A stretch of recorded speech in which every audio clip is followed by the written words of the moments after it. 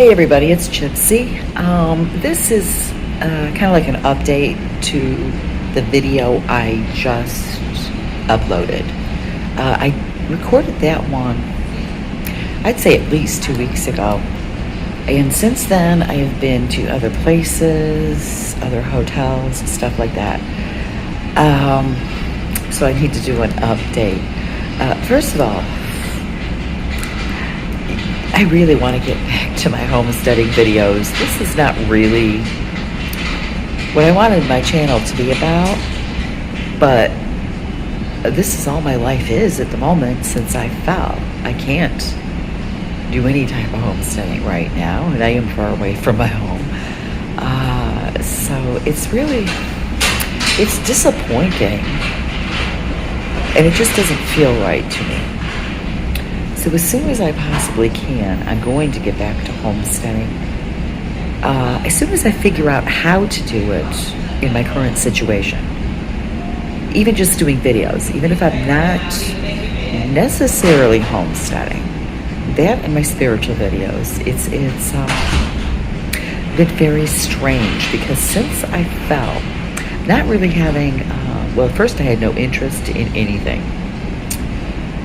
Right now, it's like I'm not really paying attention to what's going on in the outside world. I'm not listening to the videos or watching the news like I used to, because all I really care about is my healing. I just care about me healing and getting my life back. So it's like really hard for me to be interested in that stuff and talk about it. And homesteading, I just can't do right now. But if I could figure out a way to do homesteading videos without actually doing the homesteading yet, I will do that.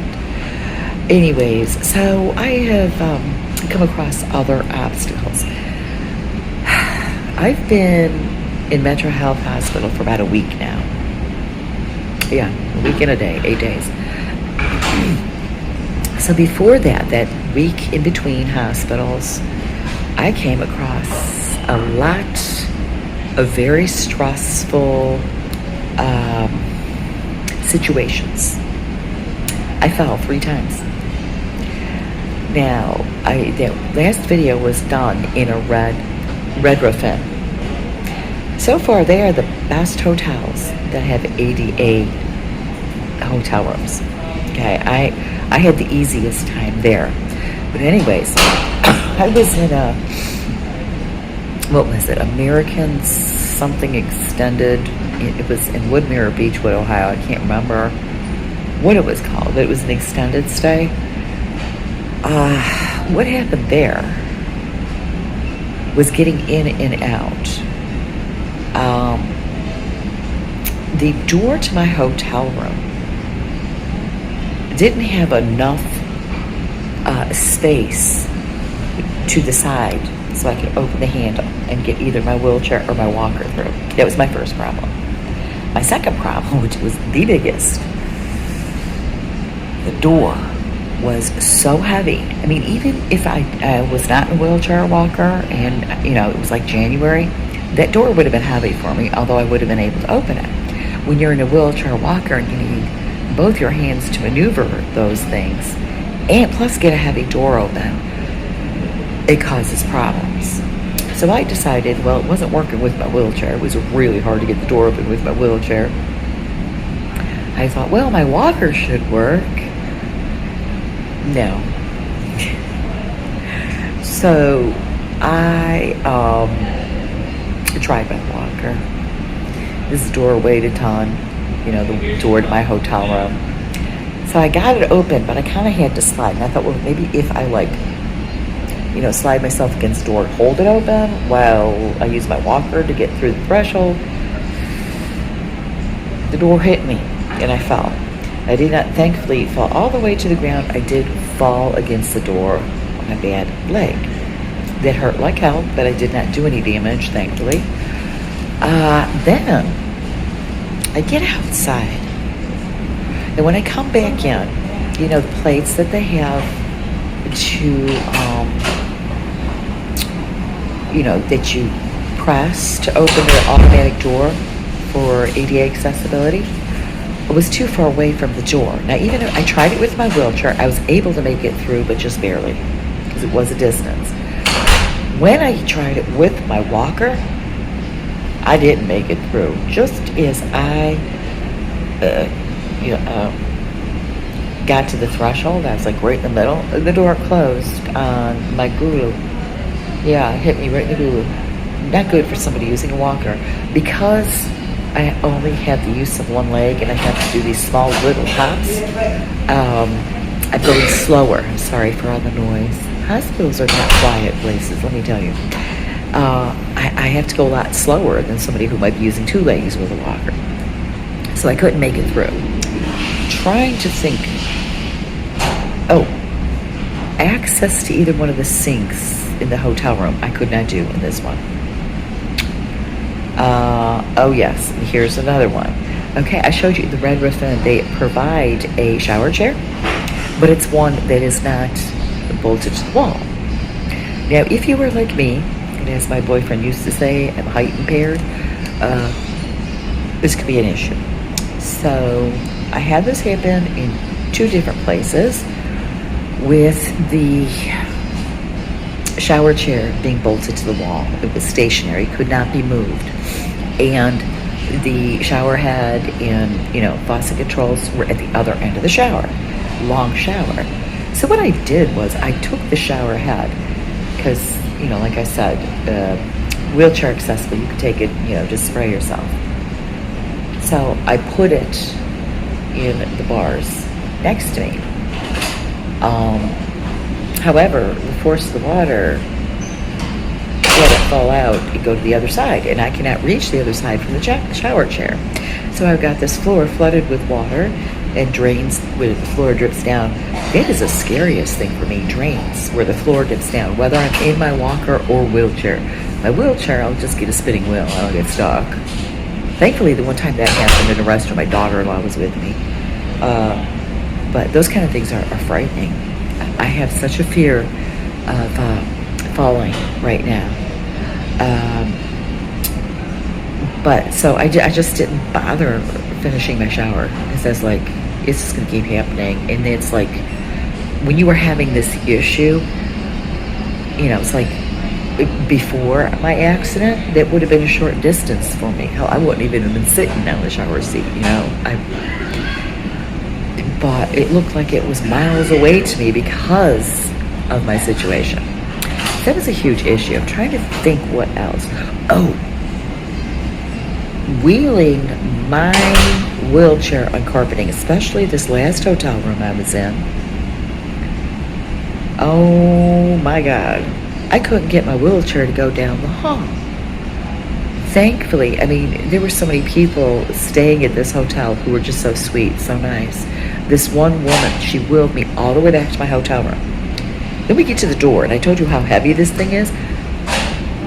She gets my door open. She's trying to hold this heavy door open while I'm trying to get my wheelchair in, and it was hard. We both had a hard time doing it together. But anyway, she was an angel. Things just keep coming to me that are so difficult in those situations. But let's see. I think that's about it. It's just when you are in a place that's made for wheelchairs, it's easier.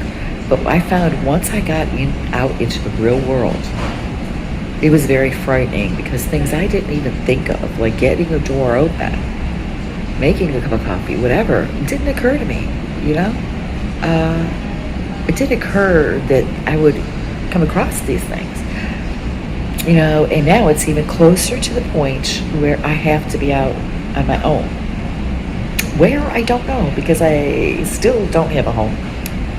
My house, my trailer, is still in Kansas City. I cannot live in my trailer in Ohio on private land. I don't get that. I never did. Why can't you? It's your land. Why can't you do that?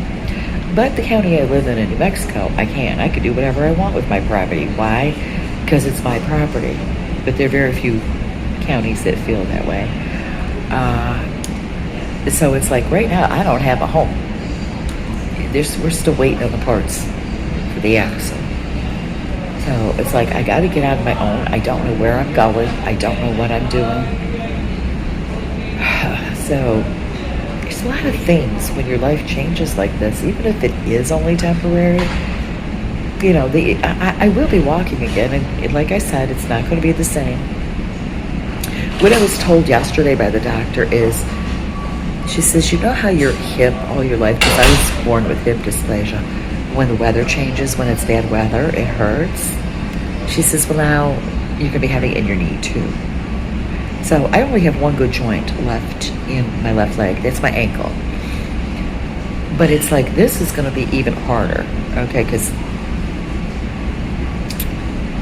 it's hard to explain, but this is like more severe than the hip. The hip, I was born with a birth defect. I didn't really have an injury. This was a definite injury, and the doctor did tell me the average time for a knee replacement from this operation to a knee replacement is 5 years. So in a few years I'm going to be having another operation, and I did hear from another patient the knee replacement is much easier than this surgery. So that's a good thing to know. But yeah, I just try to figure out how to do this and make it easier for me. And if I'm going to have to go through another surgery and physical therapy again, I'd rather have it done in Cleveland, because there is a big difference from other places. Growing up here and living here, well, for the first 54 years of my life, you know, I would hear that, but I took it for granted because I didn't know any different. Well, now that I live in New Mexico and I got a taste of what healthcare is other places, and then I came back up here to finish my recovery, I am seeing the difference. So when I have my knee replacement surgery, I want to come back here. I want to come back home to Ohio and have it done in Cleveland. But my options for living here in Ohio are limited because, well, financially, I don't know. But I'm throwing a lot of different options around, but it's hard. I don't know. It's kind of scary. It's really kind of scary right now. I'm hoping to hear from my social worker today to see if she's come up with any kind of help for me. So we'll see. But anyways, I'm going to leave you with that because I'm rambling again. Blessed be and make it a joyful one.